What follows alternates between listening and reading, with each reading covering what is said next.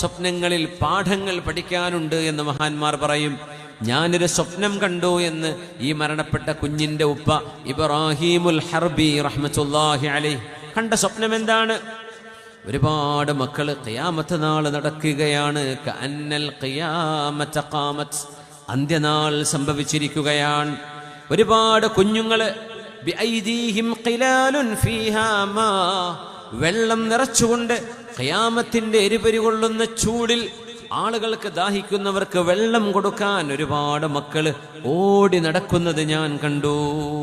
യസ്തഖ്ബിലൂനന്നാസ്, ചില ആളുകളെ ഓടിച്ചെന്നവർ കെട്ടിപ്പുണർന്ന് വാരിപ്പുണരുന്നുണ്ട്, എന്നിട്ടവർക്ക് വെള്ളമൊഴിച്ച് കുടിക്കാൻ കൊടുക്കുന്നു.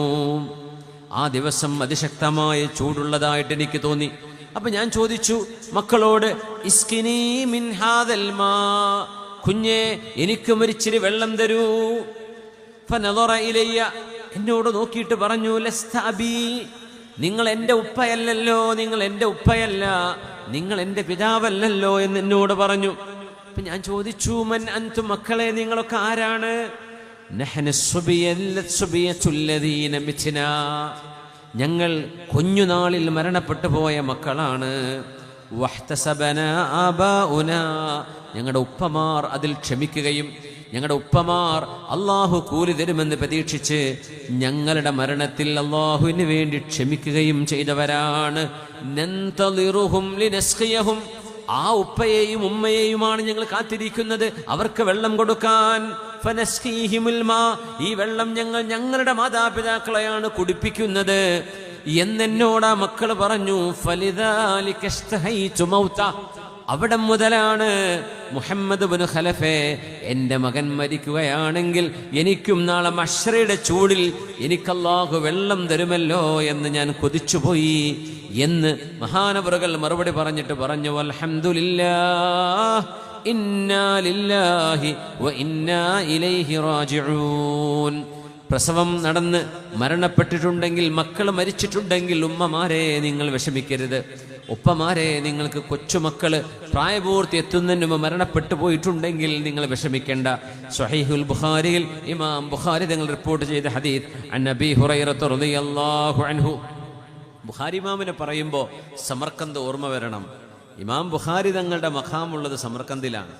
സ്വഹീഹുൽ ബുഖാരിയുടെ രചയിതാവ് മഹാനായ മുഹമ്മദ് ബിൻ ഇസ്മായിൽ ബുഖാരി, മഹാനവറുകൾ ജനിച്ചത് ബുഖാറയിലാണ്. സമർക്കന്തിൽ നിന്നും ഒരു 150 കിലോമീറ്റർ അപ്പുറത്ത്. പക്ഷേ സമർക്കന്തിലാണ് ബുഖാരി തങ്ങളുടെ മഖാമുള്ളത്. ബുഖാരി ഇമാം കിടക്കുന്നത് അവിടെയാണ്. ഇൻഷാ അല്ലാഹ് തൗഫീഖ് ഉണ്ടെങ്കിൽ സമർക്കന്തിലൊക്കെ ഒന്ന് അതിഞ്ഞാലും എന്തായാലും പോകണം.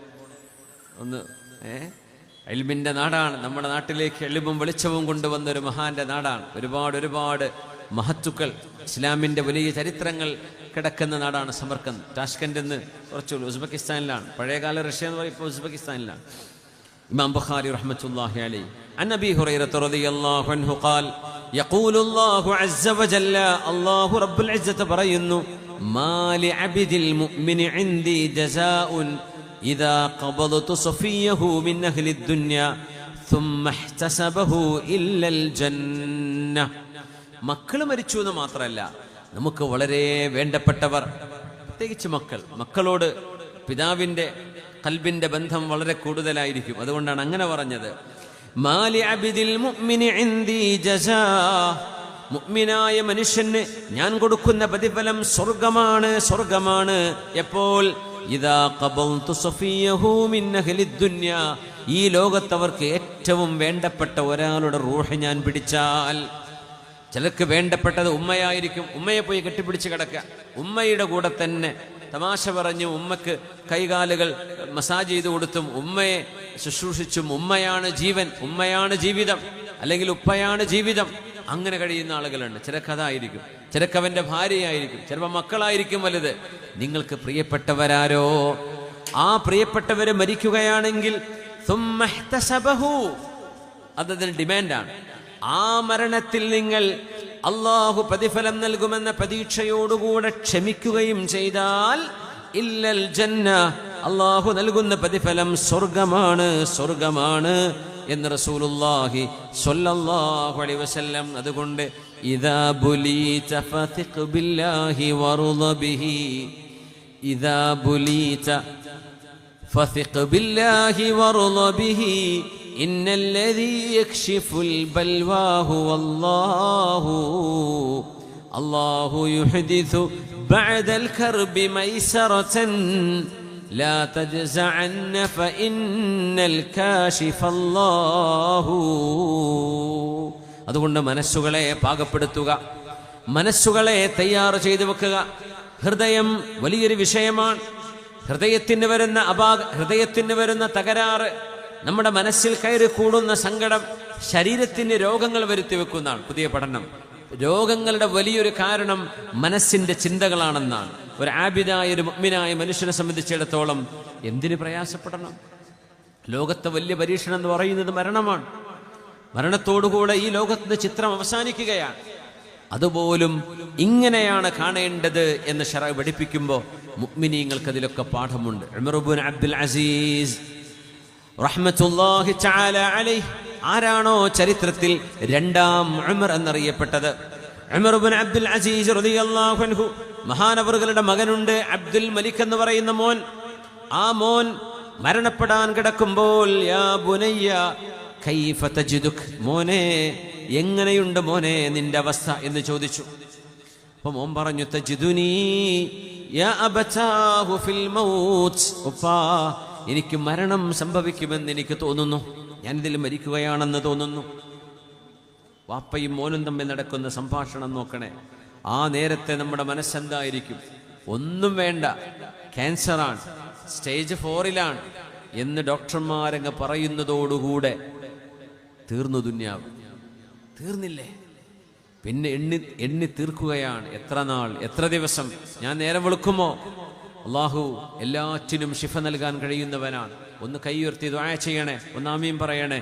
അള്ളാഹു ഞങ്ങളുടെ കൂട്ടത്തിലും ഞങ്ങളുടെ അറിവിലും പരിചയങ്ങളിലുമുള്ളവരും ഞങ്ങൾ ഓരോരുത്തരുമായും പരിചയങ്ങളിലുള്ള മുഅ്മിന മുഅ്മിനാത്തുകളിൽ അള്ളാഹുവേ മാരകങ്ങളെന്ന് ഞങ്ങൾ വിചാരിക്കുന്ന അസുഖങ്ങളുള്ളവർ, യാ അല്ലാഹ് ഇന്ന ദാലിക അലല്ലാഹി യസീർ, എല്ലാം നിനക്ക് എളുപ്പമാണല്ലോ റബ്ബേ.